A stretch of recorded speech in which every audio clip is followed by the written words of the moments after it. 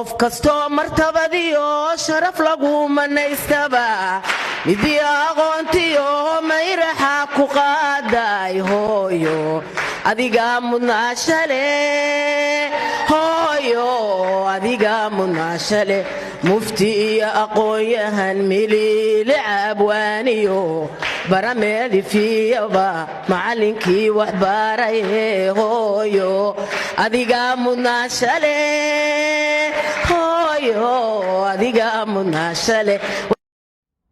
asalaamu calaykum waraxmatullaahi wabarakaatu. kulantii wacan oo wanaagsan khiyaarta inugu xiran idilkiinba meel kastoo joogtaan xilli kastay waqti kastay idin tahay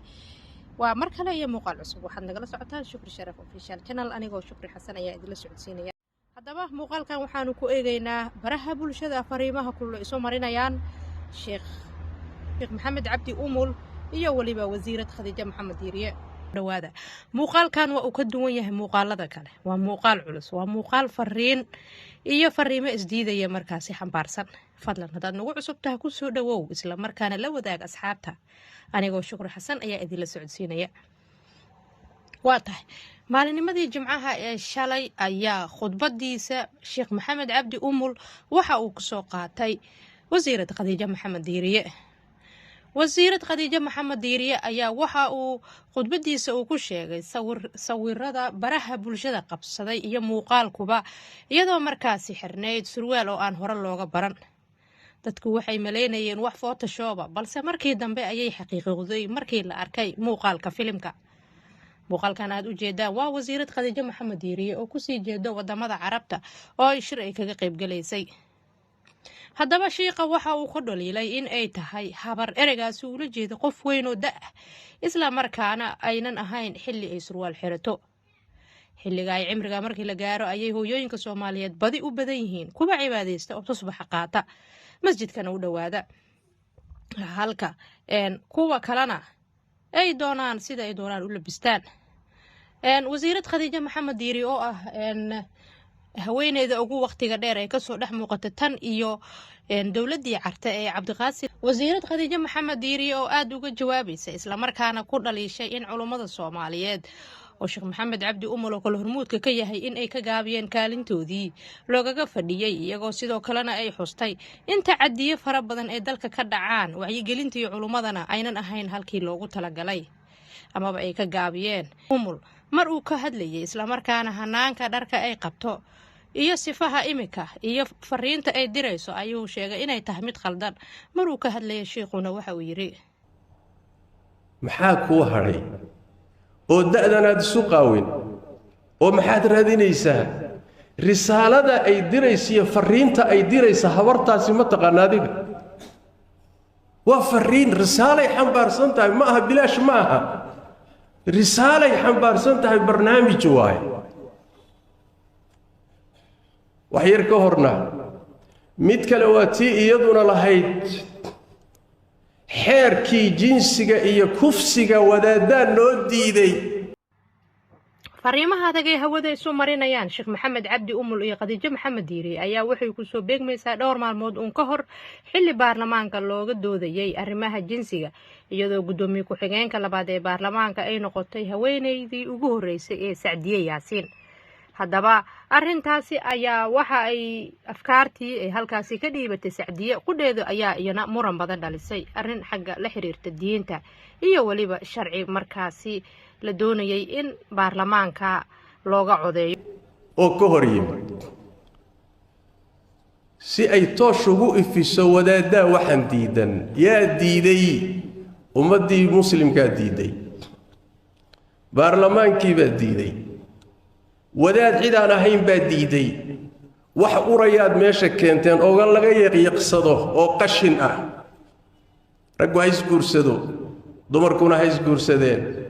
ninkuna xaaskiisa hadduu u tago waa zino, hadduuba kufsi baa la yidhaahdaa. hadday labadan taata caadi isu oggolaadaanna zino maaha, xor weeye, way isfuulfuuli karaan. waxaasaa intay la shir yimaadeen oo ummaddu maya tidhi bay doonaysaa inay tidhaahdo dhowr wadaad baa noo diiday, dhowr wadaad. dhinaca kale sheekh maxamed cabdi umul mar uu ka hadlayay islamarkaana hanaanka dharka ay qabto iyo sifaha imika iyo fariinta ay dirayso ayuu sheegay inay tahay mid khaldan. wasiirad Khadiija Maxamed Diiri oo aad uga jawaabaysa isla markaana ku dhaliishay in culimada Soomaaliyeed oo Sheekh Maxamed Cabdi Umulo kala hormuudka ka yahay in ay ka gaabiyeen kaalintoodii loogaga fadhiyay iyagoo sidoo kalena ay xustay inta cadiye fara badan ee dalka ka dhacaan wacyigelintii culimadana aynan ahayn halkii loogu talagalay amaba ay ka gaabiyeen iyadoo dhaliisheedu wadataan waxa ay tiri laga bilaabo maalintaas waxa soo taraayo warar soo noqnoqonay oo ka imaanaya kuwa magac culimo sheegta oo Yurub iyo Mareykan qolal ku xiran oo siyaasadaha ka hadla iyo rabitaankooda oo aan ku salaysanayn diin kuna dhaleecaynaya madaxda qaranka iyo hoggaanka ugu sareeya haweenka Soomaaliyeed waxa soo weheliyay shalay oo jimco ahaydna inuu ka hadlo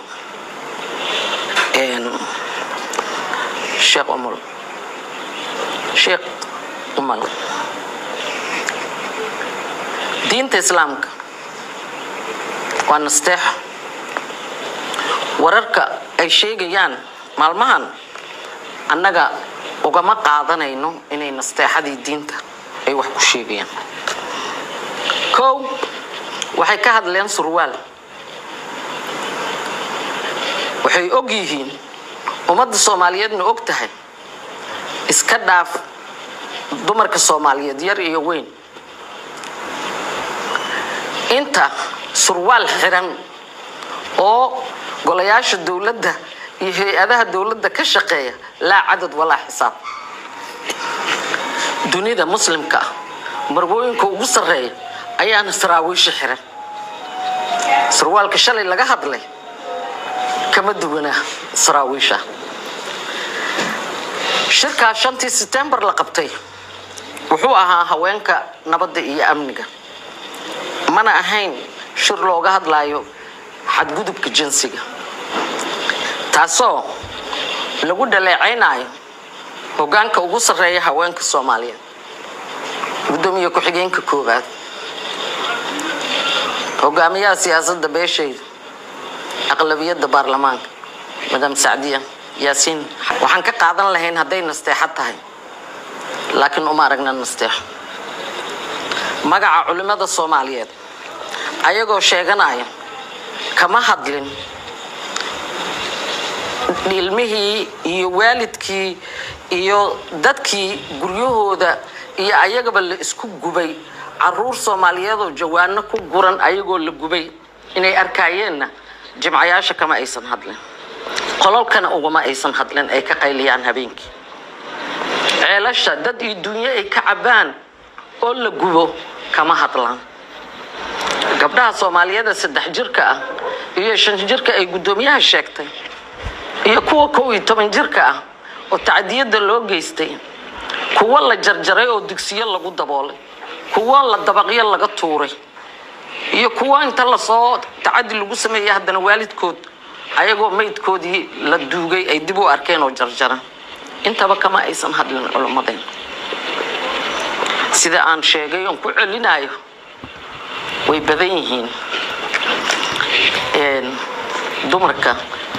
hay'adaha dawladda ku jira saraawiishooda diintu 4.5 man horta ka bilaaba kuwiin xadkii gooyay annagana nasteexan noo muujiyo oo ubadkeena la gubay iyo hooyooyinkeena iyo ceelashana la ka duugay ee dad iyo dunya shacabka Soomaaliyeed oo dhan maanta u taagan yahay ka hadla hadaa diin ka hadlaysa kacdoonka shacabka argagixisada ka hadla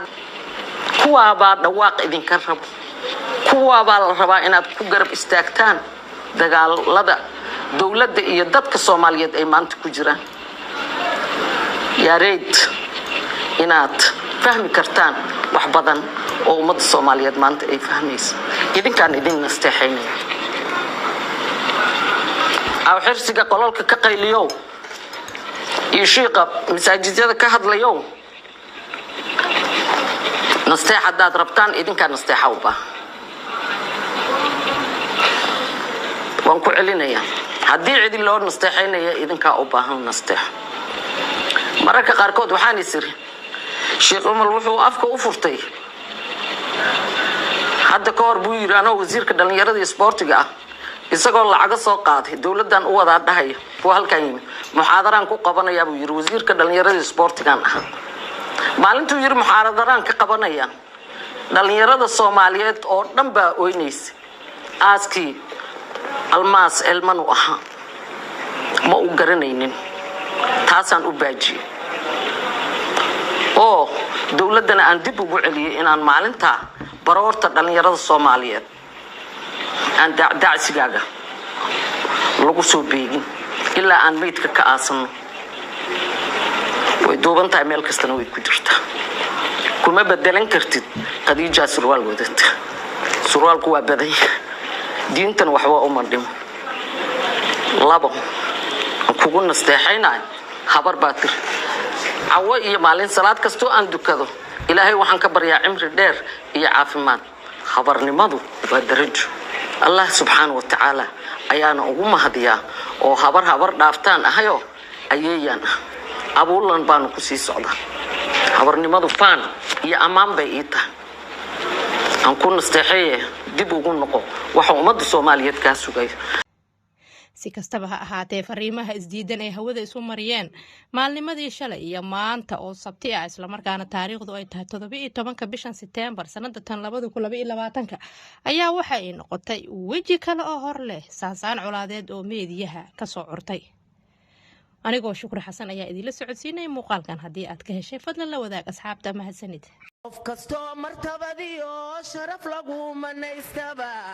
midii aqoontiyo mayraxa ku qaaday hooyo adiga mudnaashale hooyo adiga mudnaashale mufti iyo aqoonyahan milile abwaaniyo barameedi fiyaba macallinkii wax baray